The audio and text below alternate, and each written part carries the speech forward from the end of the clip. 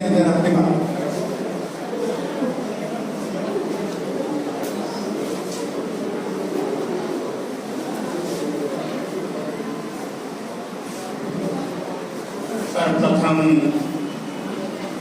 महाकारुणिक तथागत सम्यक संबुद्ध को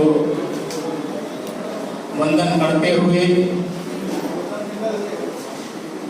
और हमें बुद्ध का मार्ग इस वर्तमान समय में बताने वाले बोधिसत्व बाबा साहब डॉक्टर अंबेडकर साहब को नमन करते हुए मंच पर उपस्थित भिक्षु संघ को वंदन करते हुए और उनके साथ ही मंच पर आसीन धर्म को आगे बढ़ाने वाले हमारे समाज के नेतृत्वकर्ताओं को वंदन करते हुए हॉल में उपस्थित सभी धर्म बंधुओं और धर्म बहनों को नमो बुद्धाय जय हिंद करते हुए आज धम्म चक्र प्रवर्तन दिवस हम मना रहे हैं। आषाढ़ पूर्णिमा के दिन भगवान तथागत सम्यक संबुद्ध ने धम्म चक्र का प्रथम उपदेश 5 वर्गीय भिक्षुओं को दिया और उस 5 वर्गीय भिक्षुओं के साथ मिलकर के छठ में भगवान बुद्ध और इस तरह संघ का निर्माण करके संपूर्ण जम्मू द्वीप में इस कल्याणकारी धर्म का प्रचार उन्होंने करवाया। साथियों, मुझे टाइम कम मिला है, सर कह रहे 3 मिनट, मैंने 1 मिनट कहा है, तो मैं सिर्फ एक बात कहना चाहता हूँ। अभी हमारे पदम सिंह सर ने बहुत अच्छी संज्ञान किया कि धर्म केवल किताब पढ़ना नहीं, केवल समारोह करना नहीं, धर्म का आचरण समाज में दिखना चाहिए। बौद्ध धर्म को मानने वाला, जानने वाला, आचरण करने वाला किसी भी के प्रति, चाहे वो कट दुश्मन हो, उसके प्रति मन में कटता नहीं। और आज सच्चाई कहा जाए तो धर्म को फैलने का कारण, जिस गति से फैलना चाहिए था उसमें रुकावट आने का कारण हमारे मनों में बैठी कटता है। बात सच्चाई है लेकिन कड़वी।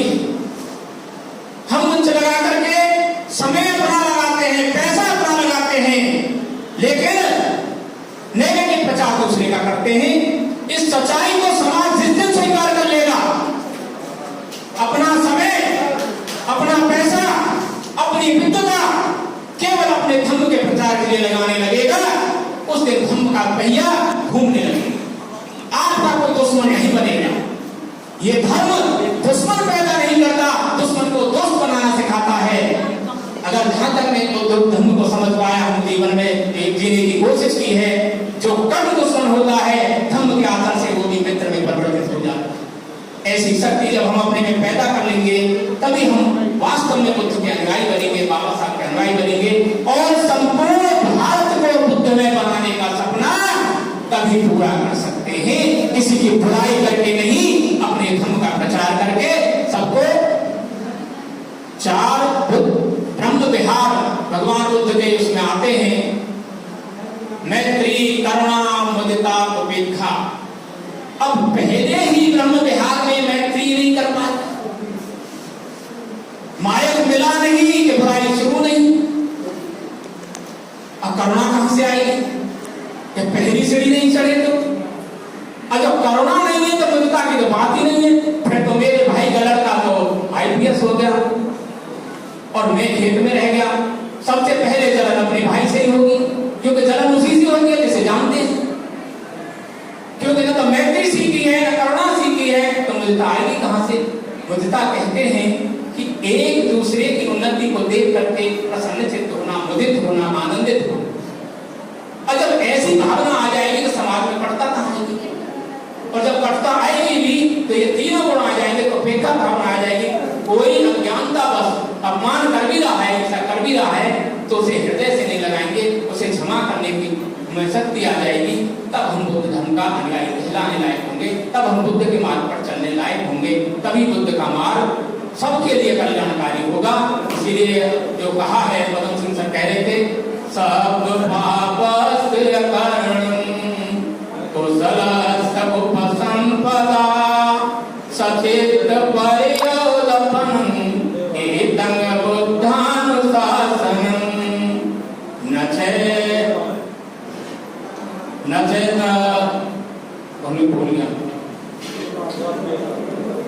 दुष्कृतं करे सचितं धम्मं करे न तो न से धम्म करे। भूल गया मैं, अब याद नहीं आ रहा, लेकिन इसका मतलब ये है कि किताबों को पढ़ने से या ज्यादा भाषण करने से धम्मधारी नहीं होता। जो धम्म को अपनी काया में बसता है, देखता है, और जैसे भगवान बुद्ध का जो 3 सिद्धांत है कि सब कुछ अनित्य है, कुछ भी नित्य नहीं है, सब परिवर्तनशील है, और जो परिवर्तनशील है वो मेरा नहीं हो सकता, वो मैं नहीं हो सकता। इस चीज को जब हम अपनी काया में देखते हैं विपश्यना के जरिए, तब हम धम्म का अनुभव करते हैं, और हम वास्तव में जो धम्म को जीने का लाभ हमें होना चाहिए वो होता है। एक चीज और साथियों, व्यक्तिगत लाभ आपको विपश्यना से हो सकता है, सामूहिक लाभ भी विपश्यना का लोगों से मिलने से हो सकता है, लेकिन जन कल्याण के लिए, सर्वसाधारण के लिए जो शासक है उसका धार्मिक होना जरूर है, उसका धार्मिक होना जरूर है। हम लास्ट में कहते हैं, संकल्प करते हैं कि भीतो भवतु लोको से राजा भवतु धार्मिको, यानी जनता धार्मिक हो, जनता का कल्याण हो तो राजा धार्मिक हो तब होगा। लेकिन आप बौद्ध धर्म के प्रचार के लिए जब तक राज शक्ति का प्रयोग नहीं होता है, भगवान बुद्ध का धर्म भी अशोक की तीसरी संगति के पहले तक पूरे द्वीप में नहीं फैला था। उसने अपनी राज शक्ति का प्रयोग किया, करुणा के लिए किया, मैत्री के लिए किया, भाईचारे के लिए किया। तलवार को छोड़ करके धम्म का मार्ग आया तो सारे एशिया में ये बौद्ध धर्म थे। और बाबा साहब ने पदचिन्हों पर चलते हुए इसी विचारधारा की सरकार यूपी में रही। गौतम बुद्ध नगर बना, गौतम बुद्ध नगर में गौतम बुद्ध विश्वविद्यालय बना, गौतम बुद्ध नगर में पंचशील बालिका कॉलेज बना, और गौतम बुद्ध बालक इंटर कॉलेज बना। इतने सारे काम किसके लिए कर पाए, कैसे कर पाए? राष्ट्रपिता। तो धर्म के प्रचार के लिए साथ साथ हमें तीनों स्तरों पर अगर हम एक साथ काम नहीं करेंगे तो धर्म का प्रचार नहीं होता। सामाजिक एकता, व्यक्तिगत भलाई के लिए धर्म का अनुभव, और राष्ट्रपिता के लिए एकजुट होकर के, एक मत होकर के, और उसको चुनना जो राजा धार्मिक हो, जो करुणावान हो, जो सबको साथ लेकर चले। इन्हीं बातों के साथ अपनी बातों को विराम देता हूँ। जय भीम।